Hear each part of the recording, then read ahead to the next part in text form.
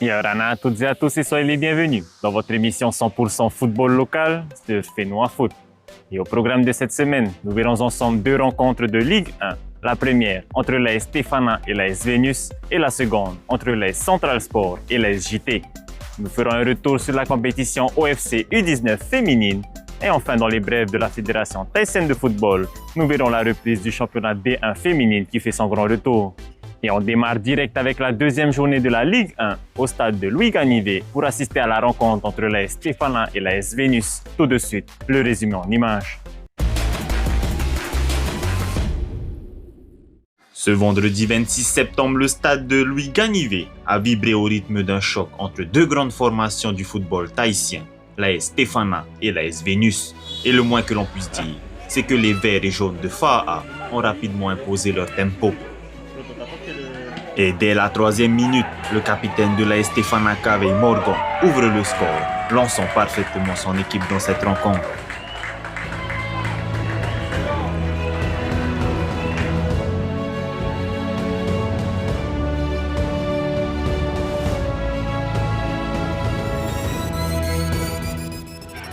Et seulement 10 minutes plus tard, une action décisive de Yanis provoque un penalty en faveur de l'AS Stéphana.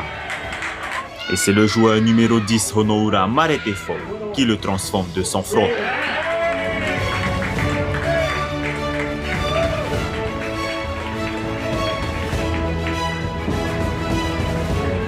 Dominateurs, les hommes de Tefana enfoncent le clou à la 38e minute. Yanis Dim Etang part de son propre camp pour poursuivre une course spectaculaire, concluant un but magistral.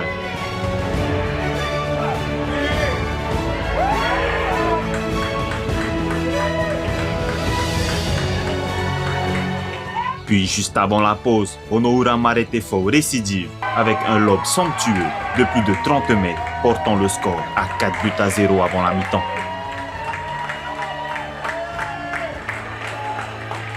Au retour des vestiaires, l'AS Vénus montre un autre visage. Plus agressif, ils réduisent l'écart grâce à un penalty, puis inscrivent un second but à la 65e minute, malheureusement hors champ des caméras.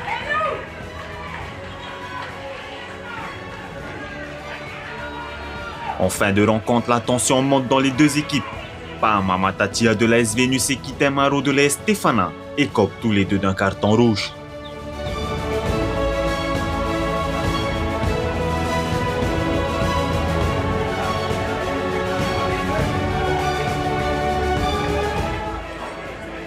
Le coup de sifflet final retentit et le score est de 4-2 en faveur de l'AS Stéphana qui confirme ses ambitions cette saison. Les consignes étaient les mêmes de match contre Pirée.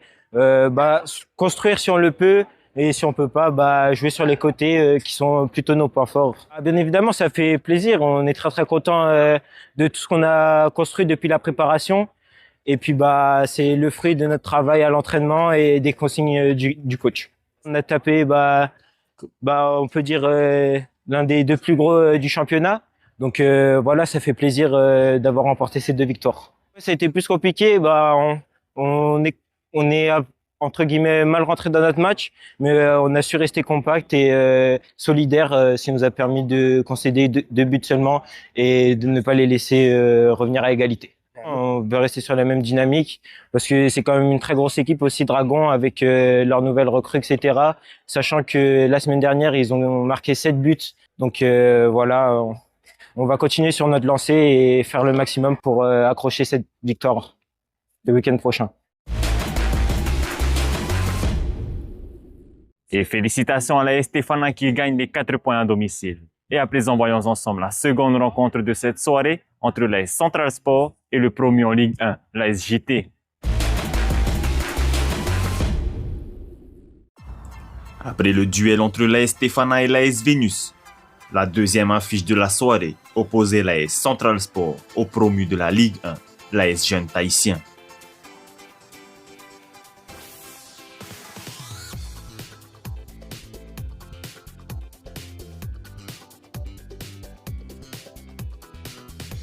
Et dès la 5e minute, Maitere Taneri, seul face au gardien, va l'éliminer d'un simple crochet avant de pousser cette balle tout au fond du filet.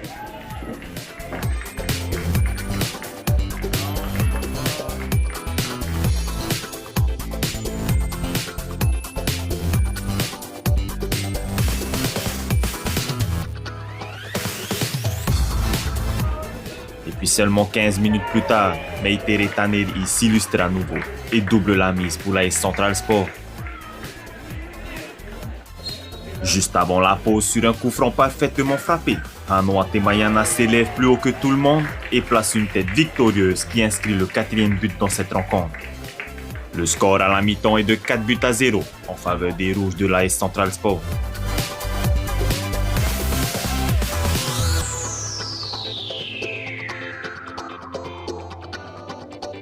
Et au retour des vestiaires, l'intensité reste la même pour les Rouges de Central. À la 69e minute, Meitere Taneri signe son 4e but personnel de la soirée, confirmant son rôle de buteur en chef.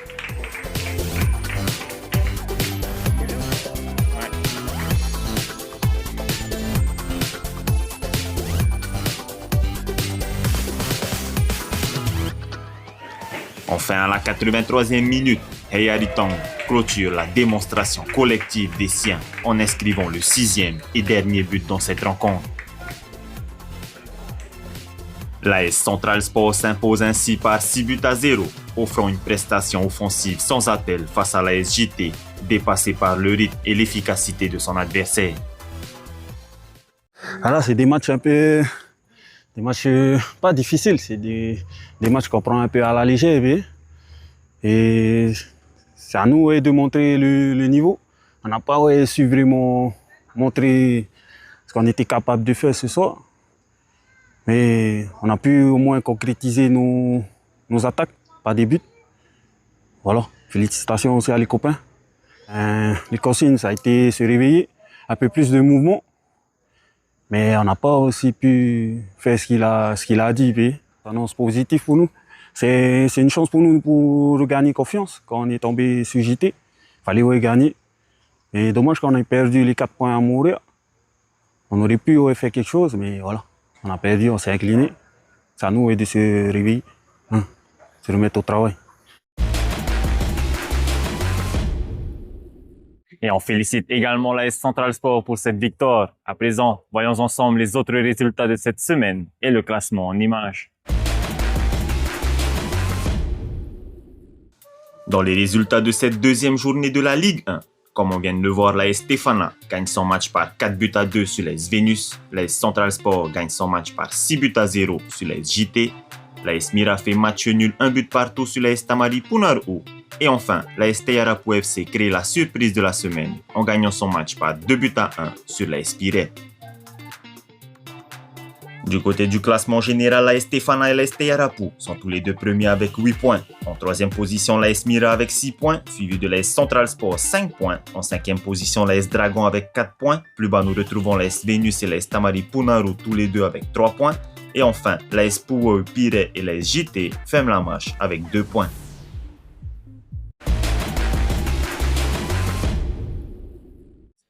Et à présent, direction le stade de Paea pour la compétition OFC U19 féminine, où nos Hine Taurea se sont tout d'abord inclinés pour leur premier match face à la Nouvelle-Zélande par 7-0, mais ont su retrouver le chemin de la victoire le deuxième jour face au Vanuatu, où elles gagnent par 2-0.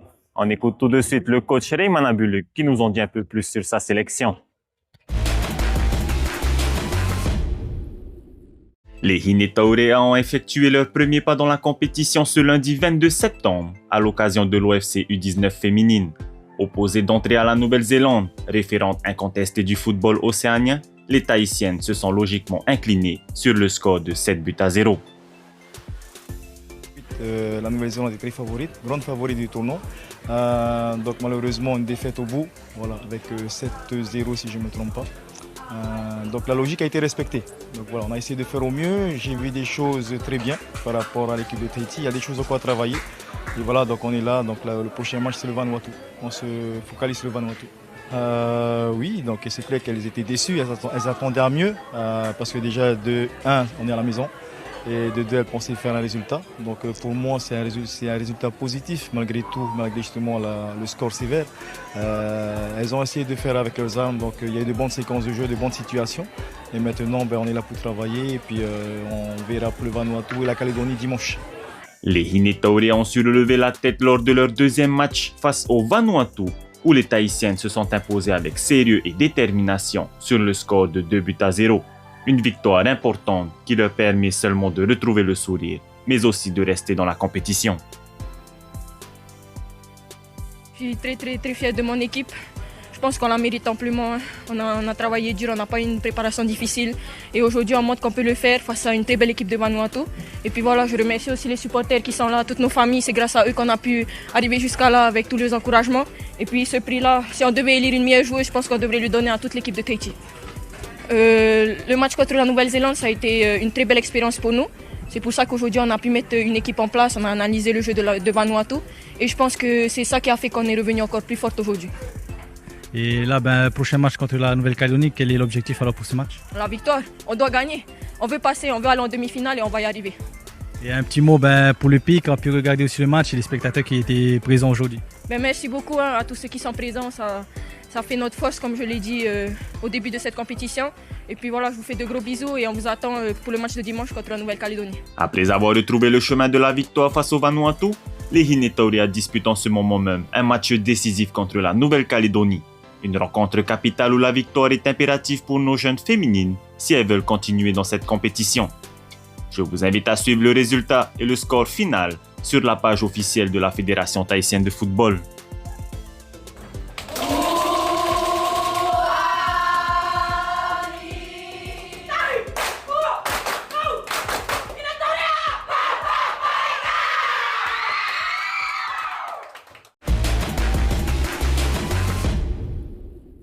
Et félicitations à nos Hinetauria et on leur souhaite tout le meilleur dans cette compétition de l'OFC U19 féminine.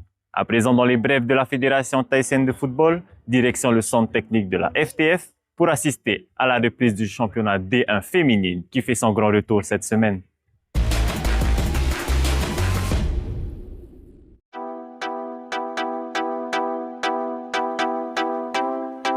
Samedi soir au centre technique de la Fédération tahitienne de football, les projecteurs étaient braqués sur le championnat féminin avec la reprise de la D1, la rencontre entre l'AS Dragon et l'AS Tamari Punaru. Très vite, les Bleus de Dragon ont pris le jeu à leur compte et après quelques minutes d'observation, elles ont trouvé la faille avant de dérouler face aux joueuses de Punaru.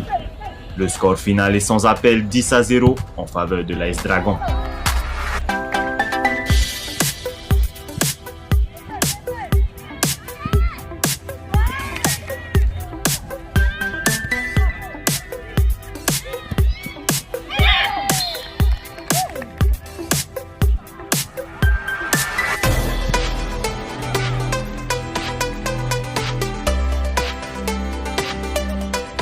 Je tiens à féliciter notre équipe AS Dragon et puis plus particulièrement l'équipe AS Punaru qui c'est leur première saison en fin de compte parmi le football féminin.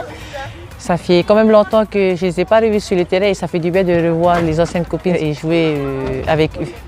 L'objectif de l'AS Dragon cette année, c'est d'aller chercher la première place et on va faire tout nos possible pour cette première place en fait, de cette saison et de détourner pire.